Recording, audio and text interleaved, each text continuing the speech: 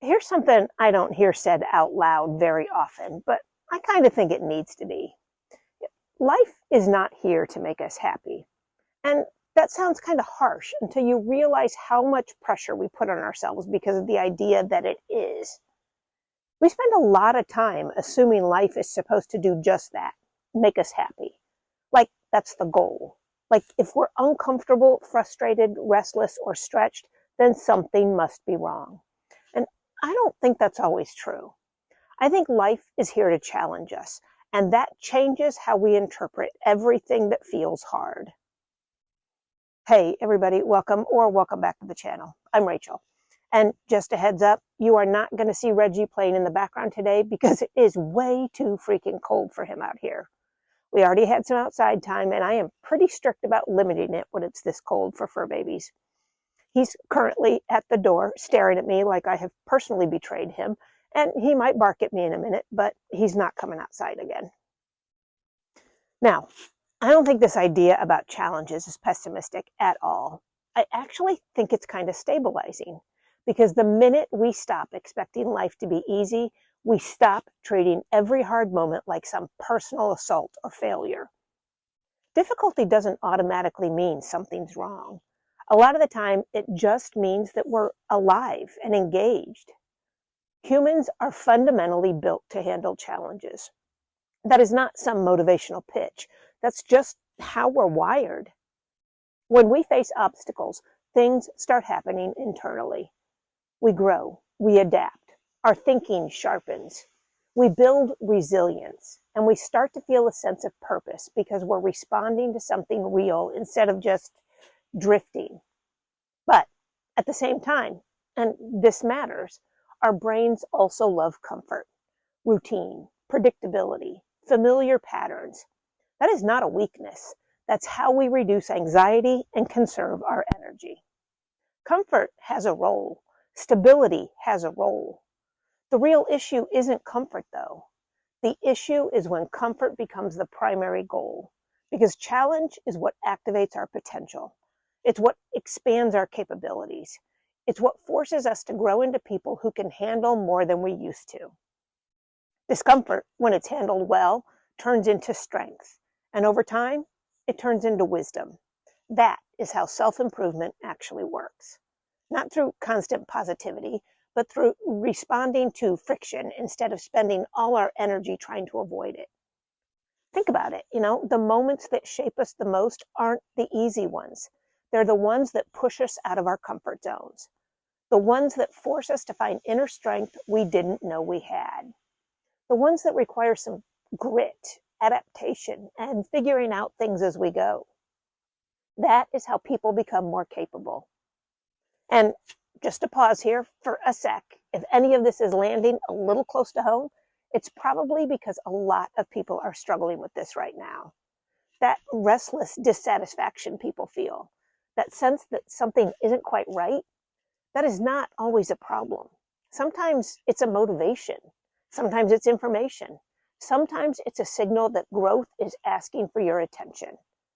But culturally, we've started treating that feeling like a defect. Somewhere along the line, we decided that the ideal life is a smooth one. Minimal friction, minimal stress, minimal challenge. If something feels hard, we assume that we need to fix it, avoid it, or somehow drown it out. But avoiding a challenge has not made a single person calmer or stronger. If anything, it's made people more anxious, more brittle, more unsure of themselves. And sometimes I think we actually made life a little harder trying to make it too easy, especially for our kids. We wanted things to be better than they were for us, safer, smoother, less stressful. And sure, that came from a good place. But when you take away too much friction, people don't get the chance to build tolerance for it. So when real difficulty shows up, it feels overwhelming instead of manageable.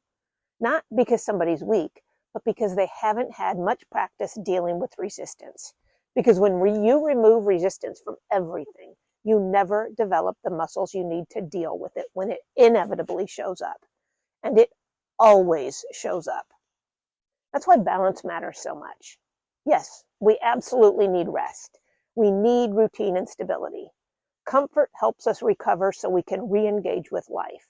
But comfort was never meant to replace challenge. It was meant to support it.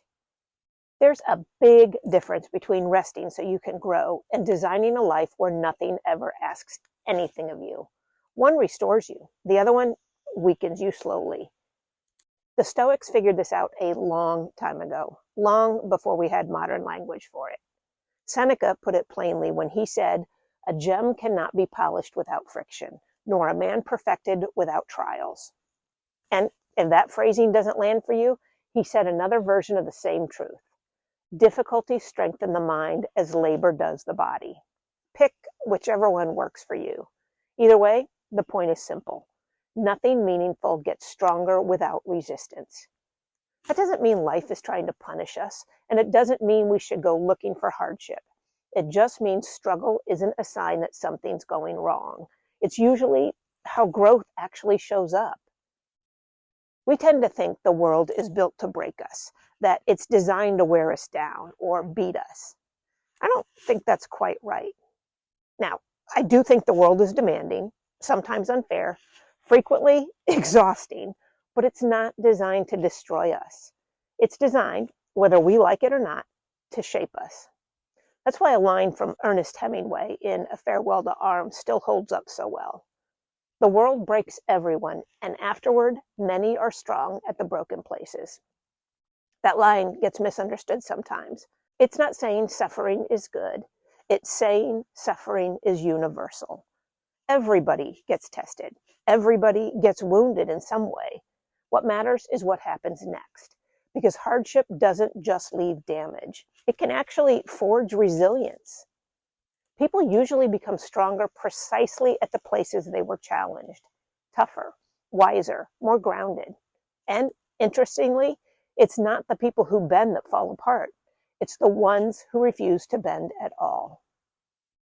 And here's something else I've noticed, the people who face real challenges and let those challenges shape them instead of harden them are usually the ones who find the most joy in the simplest things. They don't need life to be perfect to appreciate it. A quiet morning, a good cup of coffee, or a good conversation, a sense of meaning, that is plenty. And I've seen the opposite too. Other people who went through hard things and came out angry, bitter, and closed off. Same kinds of challenges, very different outcomes, which tells me it's not just the challenge that matters. It's the character you bring to it, what you value, how you respond, what you choose to become because of it. Basically, what doesn't kill us makes us stronger. Is that an overused cliche? Absolutely. But that doesn't mean it's not true. Struggles are not meant to break us. They're meant to shape us. They reveal what we're capable of. They refine us. They turn experience into depth. I have this tattoo on my arm that says, "It is what it is."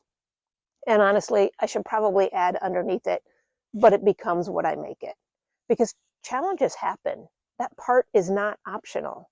What is optional is how afraid of them we are. We aren't meant to fear challenges. We're meant to face them. Not recklessly, not aggressively, but honestly, with curiosity, with whatever strength we've built so far. Because every time we meet a challenge, instead of running from it, something in us expands. Our thinking sharpens. Our emotional strength deepens. Our confidence grows. Not the loud, performative kind, but the quiet kind that says, I don't need life to be easy to be okay. Life isn't here to make us comfortable. It's here to give us something to respond to, something to work with, something to shape us into stronger, wiser versions of ourselves. So, if things feel hard right now, you're not imagining it. That's part of the reality we're living in. It just means you're facing a challenge, and that is something that you are built to handle. Thanks for watching. Take care of you, and I will see you in the next video. Bye-bye.